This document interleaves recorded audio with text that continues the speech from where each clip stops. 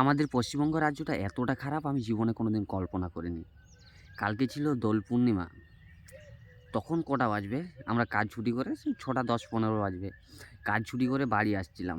বাড়ি আসার পথে আমাদের এক ফাঁকা জায়গায় দাঁড়ায় আমরা বাঁধ বসি। সেই অবস্থায় পুলিশ ভ্যান আসে। এসে আমাদেরকে ৪ জনকে তুলে নিয়ে যায়।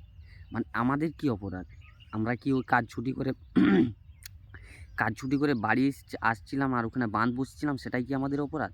মানে এবার কি পশ্চিমবঙ্গে বাস করতে গেলে, পায়খানা করতে গেলেও কি জরিমানা দিতে হবে? সেরকমই ঘটনা আমাদের সাথে ঘটেছে। মানে এখন পশ্চিমবঙ্গের মানুষ যদি চায়, মানে গরিব মানুষ যদি হাঁকতে যায় তার জন্য পুলিশদেরকে টাকা দিতে হবে বা সরকারকে টাকা দিতে হবে। সেটা আবার মদ্যপান করার জন্য কেস, যেটাকে কেস এখন কেস সাধারণত চলছে।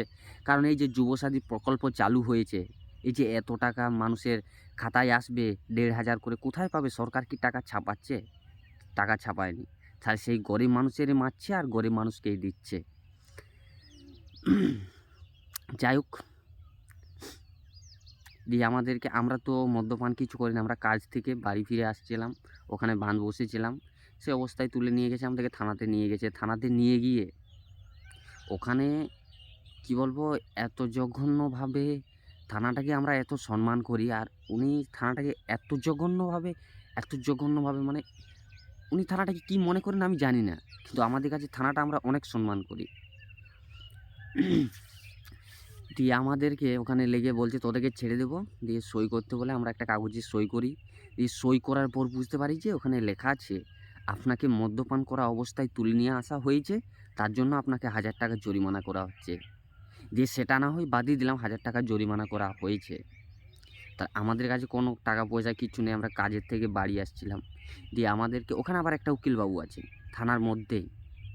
সেই উকিলবাবু আর যে বাবু আমাদেরকে তুলে নিয়ে গেছিলো, ওনারা দুজনেই আমাদেরকে একটা আলাদা রুমে ৪ জনকে নিয়ে যায় বলে, দেখো আপনারা ৪ জন আছেন, ৪ জন ৪,০০০ টাকা দিতে হবে না, আপনারা ২,০০০ টাকা দিন, ৫০০ করে আপনাদেরকে ছেড়ে দেবো।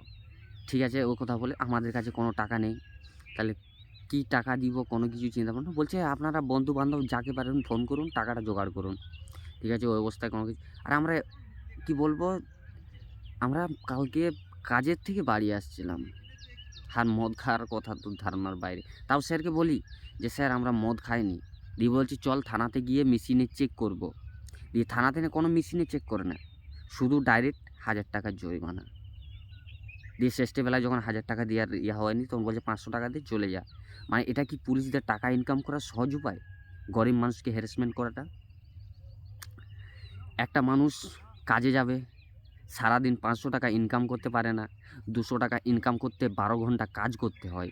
আর সেই মানুষটাকে একটু পায়খানা করার জন্য, সরি, পায়খানা করতে গেলেও ১,০০০ টাকা জরিমানা দিতে হচ্ছে, ৫০০ টাকা জরিমানা দিচ্ছে হচ্ছে। মানে এটা কীরকম ধরনের? আপনারাই বলুন। এতদিন হয়তো আমি জানতাম না সিস্টেমটার ব্যাপারে, কিন্তু কালকে আমার সাথে ঘটেছে তাই আমি বলছি। এই পশ্চিমবঙ্গ রাজ্যটা এতটা নিচে নেমে গেছে যে দিদি আছে, এই যে যুবসাথী প্রকল্প আপনারা ১,৫০০ করে পাচ্ছেন, লক্ষ্মীর ভাণ্ডারে ৫০০ টাকা বাড়িয়ে দিয়েছে। এত টাকা আসছে কোথালে? একে তো আমাদের রাজ্য ঋণে ডুবে আছে, সেটা আলাদা ব্যাপার। যাই হোক, এতদূর অবধি বলার ছিল। কালকে আমার সাথে ঘটেছে। গরিব মানুষ তো কিছু করার নেই। আজকে আরেকবার যাবো রানীবাঁধ থানাতে। থানাতে গিয়ে কেসটা সেটেলমেন্ট করে আসবো। টাকা পয়সা জোগাড় করলাম। দেখি যদি মানে তো ভালো, আর না হলে কেস কোর্টে চলে যাবে। দিয়ে কোর্টে যেয়ে ১,০০০ টাকা জরিমানা দিয়ে আসবো। তারপর শুনছি নাকি কেস চলতে থাকবে। আচ্ছা চলুক। যদি মানে তো ভালো। গরিব মানুষ দেখুন, আমি চাই না বেশি দূর গড়াতে, কিন্তু এটা তুলে ধরলাম আমি, কারণ পশ্চিমবঙ্গের নাগরিক হয়ে। আর এই ঘটনাটা ঘটে বাঁকুড়া জেলার রানীবাঁধ থানাতে। তাই এই কথাটা আপনাদেরকেও সবাইকে বলতে চাইছি, আপনারাও সতর্ক হয়ে থাকবেন। দয়া করে বলছি, কেউ পায়খানা করতে যাবেন না। আপনাদের পায়খানা পেলেও বাড়িতেই বসে থাকবেন। মানে পায়খানা করতে গেলেও এখন আপনাদেরকে জরিমানা দিতে হবে।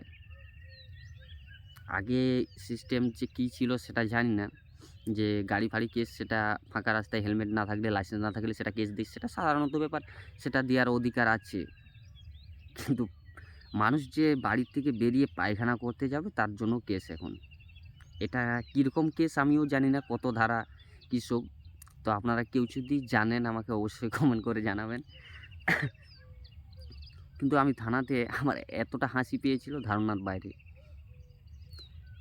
মানে এখানে থানাতে গিয়ে কাউকে যদি কিছু জিজ্ঞেস করা হয়, ধরুন ওর কেস শুধু ও আমাদেরকে তুলে এনেছে, মানে যে বাবু যে স্যার তুলে এনেছে, সে ছাড়া এই ব্যাপারে কোনো কিছু কেউ জানে না। কাউকে জিজ্ঞাসা করতে গেলে আপনাদেরকে যে তুলছে তাদের সাথে কথা বলুন, আর কেউ কিচ্ছু বলবে না। দিয়ে ওইভাবে কোনো রকমে রাত 10টা অবধি আমাদেরকে ওখানে হ্যারাসমেন্ট করা হয়। দিয়ে সই স্বাক্ষর করার পর বলি, স্যার এটা কিসের জন্য? যাই হোক, ওই অবস্থায় বাড়ি ফিরে এলাম। ভাবছেন তো গরিব মানুষ। তো চলো, সবাই সুস্থ থাকবে, আর এসবের থেকে একটুকু সতর্ক থাকবেন। পায়খানা মোটেও যাবেন না। ওই যে পশ্চিমবঙ্গ সরকার এই যে বাড়িতে বাথরুম দিয়েছে, সেই বাথরুম ব্যবহার করবেন। আর না পারলে ওই বাথরুমের ভিডিও বানিয়ে কাউকে মানে ব্লকে গিয়ে দেখাবেন যে স্যার এরকম বাথরুমের অবস্থা হয়েছে, এবার কি আমরা পায়খানা করতে বাইরে যাব কি যাব না। মানে এটাও বলবো স্যারদেরকে আমি যাই, বা ব্লকে যাব আজকে, এসব হাবিজুবি একটু কাজ আছে। তো দেখা যাক কতদূর কী হয়। যদি কেসটা কোর্টে যায়, কোর্টে গেলেও আমি রাজি আছি, কারণ আমি নির্দোষ।